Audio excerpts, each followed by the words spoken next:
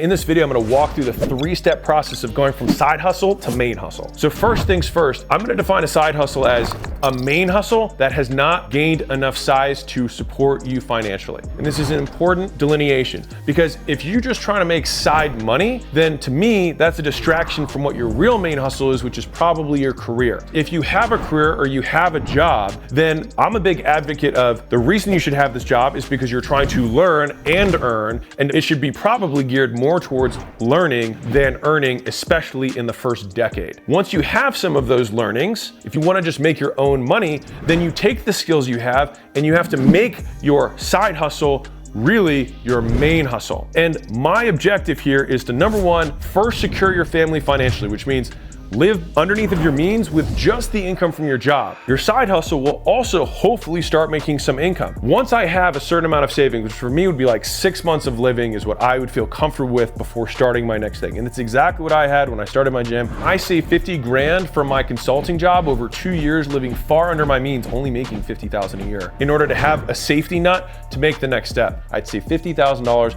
And for me, I lived on less than that. Just do the math on your own. The next step is that I need my side hustle to at least match my income from my current role. Now, is there an exception to that? If for some reason you're only able to work on your side main hustle 4 hours a week and you're doing half of your income as you're doing in your 40, then I would look at that ratio and be like, well, in 4 hours, I'm making half of what I make in 40. If I had the other 36 hours back to add to my 4, would I be able to match that? If you can use logic and say yes, then I would say I'd feel comfortable making the jump. But if you want to be safe, which many people who are trying to make this jump, which is, just so you know, the single hardest jump in all of entrepreneurship, is going from the safest thing, which is a job, to being 100% eating what you kill. Some people are really easy for it. It was not easy for me. So I want to stack as many things in my favor to make that the lowest risk possible. That's when I started an online business and I got 20 of my friends to pay me $200 a month each. When I started my side hustle, I actually started a charity project where I got all my friends to pay me $200 a month to do their fitness and nutrition programming from home. And I donated all the money they gave me. It was about $4,000 a month. At one point when I decided to transition to my main hustle, which is just going to be fitness, I didn't even start my gym yet, but it was enough that I could live. I just said, hey, would you guys mind paying me instead of the charity? All of them said it was fine.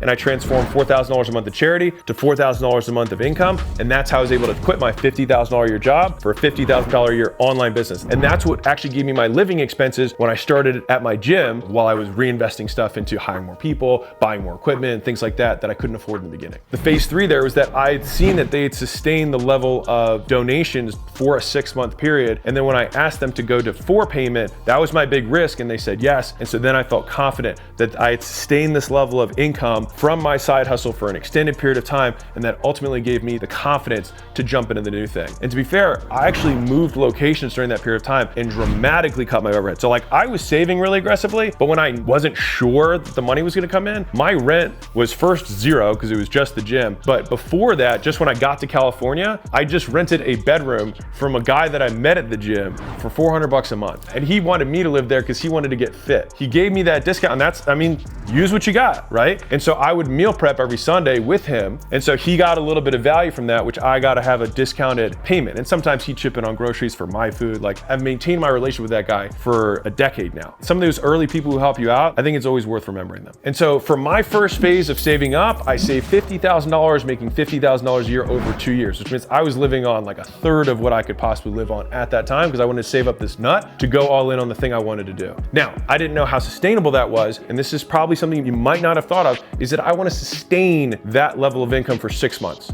All right, this is like orders of risk. You have the savings, you've matched your current income, you're living below just one income, which means you're banking 3/4 of what you're getting paid probably. And then 3 is that you've shown that it's reliable. Because if you just, the first month you match your income, you quit, and then the next month you drop back down to 0 or 1/4 because you're doing gig work or whatever, that's gonna be really stressful. It's gonna affect the work you do, it's gonna affect how you sell, and honestly, it's gonna affect every other aspect of your life. And so I would wanna see consistency. What side hustle do you pick? I want the side hustle to be something that I have a high likelihood of success with, which is something that I have some sort of experience with. One of the easiest things to do is take whatever you're doing in your current role and start doing that as a contractor, 1099, etc. Do those companies have the most enterprise value? No, but you can make some money and learn some basic skills in business that you would have no other opportunity to learn. You'll learn how to hire people, you learn how to fire people, learn how to have hard conversations, learn how to drive initiatives, you learn how to market, you learn how to sell to get new business, you learn how to contract an invoice, you learn how to process payments, you learn how to set up an LLC. There's lots of things that you have to learn just going 0 to 1. Now, if you have a longer time horizon to do that, you'll figure those out as you go. But I would say that you don't need to be perfect on the first pick. You just need to be directionally correct. And the first direction is, I'm gonna be an entrepreneur. So if you make the first jump, you've already taken the biggest jump in the right direction of what you ultimately wanna do. It is very, very, very rare that long-term entrepreneurs' first business is their last business. Look at every single person that you aspire to and look up to in the business world, with the exception of Zuck and Bezos. The thing that they started is not the thing that was their biggest thing. Andy Frisella had some direct response, brick and mortar store thing, and he was like painting lanes in parking lots. I think Ed Mylett was like selling insurance stuff. I was doing personal training online. What you start with is not what you're going to end with, but it will give you the stepping stones that are necessary to get to the higher leverage opportunity. In my opinion, one of the bigger mistakes people make is they try and go to the big leagues